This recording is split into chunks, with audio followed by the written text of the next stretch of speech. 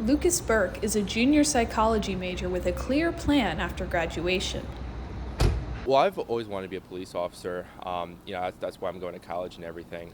That's the plan after I graduate. Burke was ecstatic to learn that Temple University's Department of Public Safety has launched a new ride-along initiative. This program allows students to connect with a Temple police officer and join them for an hour-long patrol.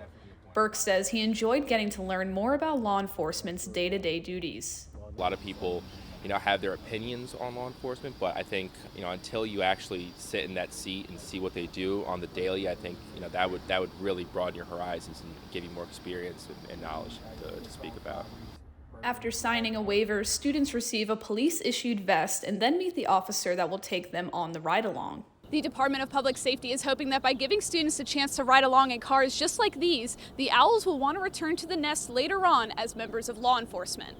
So the initial thought process behind this was, we were missing out. We have students here at the university that are looking for a career in law enforcement, and this is a phenomenal opportunity here